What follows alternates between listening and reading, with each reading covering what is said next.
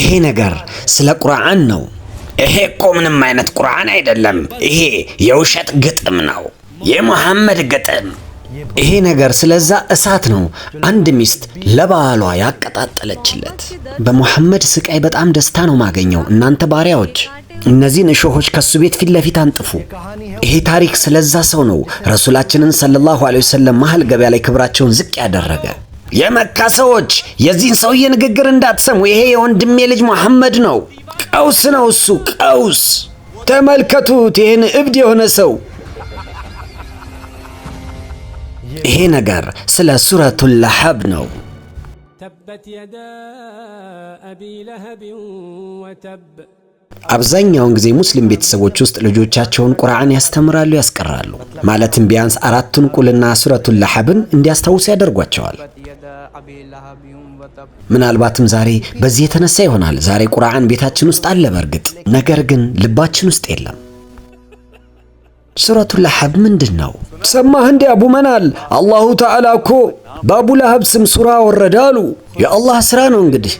ማናት ኡሙ ጀሚል አላሁ ተዓላ በዚህ ሱራ ላይ ያስታወሳት? አቢ ሀባጂ ሰማሽን ያንቺ? ምን አይነቱን ነገር? የኡሚ ጀሚል ሀብል የእሱ የገመዱ አንገት ይሆናል አሉ አኼራ ላይ። እና ምን ቢያደርጉ ነው እነዚህ ባልና ሚስቶች አላሁ ተዓላ በቁርአኑ የአቡ ለሀብን ስም በመጥቀስ የተናገረው? አላህ የእሳት ቅጣት ይሰጣል ይለኛል። የማገዶ እንጨቶችን ትሸከሚያለሽ አንቺ ይለኛል።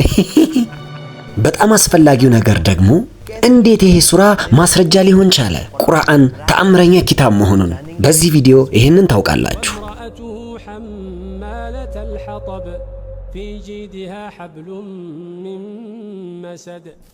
ሱረቱል ለሐብ የወረደው መካ ላይ በዛን ጊዜ ነበረ። አቡ ለሀብ የበደል ጫፍ የረገጠ ጊዜ የአላህን ነቢይ ሰድባቸው ነበር፣ ያስጨንቃቸው ነበር። ገበያ መሃል እሳቸውን ክብራቸውን ዝቅ ያደርግ ነበር። የእኔ ወንድሜ ልጅ የአባት ቅድመ አያቶቹን እምነት ለቋል፣ አንድ አላህን ብቻ እመኑ ይላል። እንደዚህ አይነት መጥፎና ውዳቂ ቃል ሰምቼ አላቅም እስከ ዛሬ። የሚገርም ነው፣ እኛም ገርሞናል። አዎ ይገርማል። ነገር ግን ይሄ ሁሉ ነገር የጀመረው ያቺ የፀሐይ ብርሃን በመካ መሬት ላይ ገና እንዳረፈች ነበር። ግመሎቹም በክምር አሸዋው ላይ እየሄዱ ነበር በጠዋቱ። ግማሹ ፊቱን በመስታወት እያየ ነበር፣ ግማሹ ቁርሱን እየበላ ነበር በጠዋቱ። ቀሪዎቹ ደግሞ አልጋቸው ላይ ገና እየተንጠራሩ ነበር። የፀሐይ ብርሃን ወጥቷል፣ እሳቸው ደግሞ አልጋ ላይ ይንጠራራሉ። እርሶ ዝም ብሎ ይተኛሉ እንዴ? አይነሱም እንዴ? ምን ስራ አለቦትና ነው ለነገሩ? ነገር ግን አንድ የሆነ ሰው ደግሞ ሰፏ ተራራ ላይ እየወጣ ነበር። አባዬ እዛ ተራራ ላይ ማን ያለው? ሙሐመድ። ይሄ ተራራ ማለት መካውያኖች ወጥተው የሚሰባሰቡበት ነበር። ልዩ ልዩ ነገሮችን የሚማከሩበትም ነበር። ሰፏ ተራራ ላይ እንደወጡ የአላህ ነቢይ ሰለላሁ ዐለይሂ ወሰለም በረጅሙ ተነፈሱና ከዛም ጮክ ብለው ተጣሩ። ያ ሰባሃ። ይሄ አዛንም አልነበረም፣ እንዲሁም የንግድ እንቅስቃሴም አልነበረም። የአደጋ ምልክት ነበር። ምክንያቱም ይሄ ነው። እናንተ ሰዎች ተነሱና የኔን ነገር አዳምጡ። እናንተ ላይ አደጋ እየመጣ ነው። ምንድነው? የምን መከራ፣ የምን ችግር መጣ? ሰዎችም ከቤታቸው፣ ከሱቃቸው፣ ከሰፈራቸው፣ ከወሬያቸው አቋርጠው ወደዛ ቦታ መሩ። ሁላቸውም ሶፋ ተራራ ስር ተሰባስበው ባዩአቸው ጊዜ የአላህ ነቢይ ሰለላሁ ዐለይሂ ወሰለም አንድ ጊዜ መልከት ታደረጉና ከዛም እነሱን አንድ ጥያቄ ጠየቋቸው። እናንተ ሰዎች እኔ ይህንን ብላችሁስ ከዚህ ተራራ ጀርባ ጠላቶች እናንተን ለማጥቃት እየመጡ ነው ብላችሁስ ታምኑኛላችሁ? ሰዎችም መጮህ ጀመሩ። አዎ፣ ለምን አናምንህም? ምክንያቱም አንተ እውነተኛ ሰው ነህ፣ አንተ አሚን ነህ፣ አንተ ሲዲቅ ነህ፣ አንተ ሙሐመድ ነህ። የእነዚህን ሁሉ ምላሽ ከሰሙ በኋላ የአላህ ነቢይ ትንሽ ቆየት አሉና ከዛም እንደዚህ አሏቸው። እናንተ ሰዎች እኔ እናንተን እያስጠነቀቅኳችሁ ነው ከሚመጣባችሁ ቅጣት፣ እጅግ ኃይለኛ ከሆነው ቅጣት። እናም ተገዙ አንድን አምላክ የሆነው ዓለምን የፈጠረ። ይህንንም እንደሰሙ ሁኔታቸው ተቀየረ። ጩኸታቸው እጅግ በጣም መቅለጥ ጀመረ። ሁላቸውም በአግራሞት እርስ በርስ መተያየትም ጀመሩ።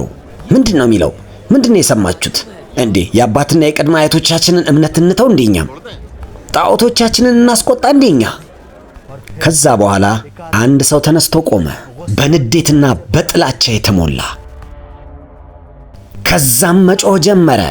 የወንድሜ ልጅ ድራሽ ይጥፋ፣ አንተ እጆቼ በተሰበሩ።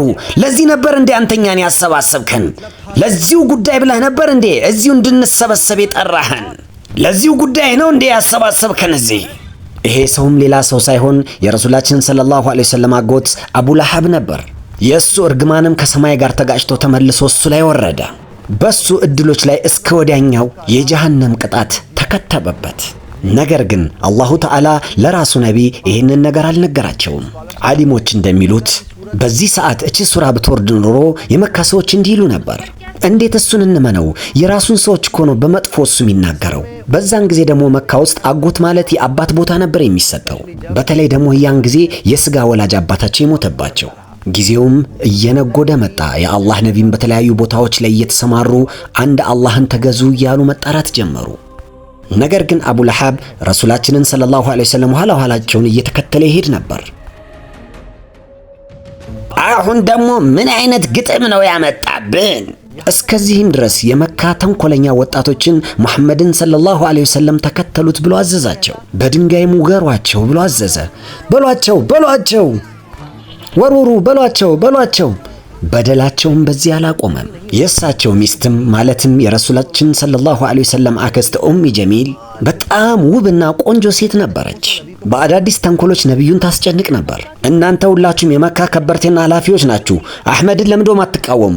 እውነት ብላለች፣ መቃወም አለብን። አዎ ተቃወሙት አንድ ላይ። አዎ መቃወም አለብን። ይሄንን አክል ድንበር ዘለሉ። ሁለቱን ወንድ ልጆቻቸውንም ሚስቶቻቸውን ፍቱ አሏቸው። ምክንያቱም የሁለቱ ወንድ ልጆቻቸው ሚስቶች የረሱላችን ሰለላሁ ዐለይሂ ወሰለም ሴት ልጆች ነበሩ፣ ኡሚ ኩልሱም እና ሩቅያ ረዲየላሁ ተዓላ አንሃ። ፊቴን እንኳን ዘወር ብላችሁ እንዳታዩ ሚስቶቻችሁን እስካልፈታችሁ ድረስ።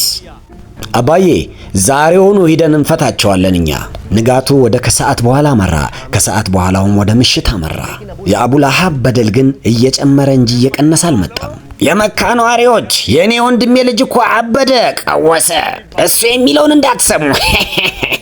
የሱ በደል እጅግ በጣም ከመብዛቱ የተነሳ ድንበር ሲዘል አላሁ ሱብሓነሁ ወተዓላ በንቡወት 10ኛው ዓመት ላይ ሱረቱል ለሃብን አወረደ። አቡ ሃዲ እስቲ ያንን ሱራ ሰማን፣ በነቢያችን ላይ የወረደውን። ይቀጥላል።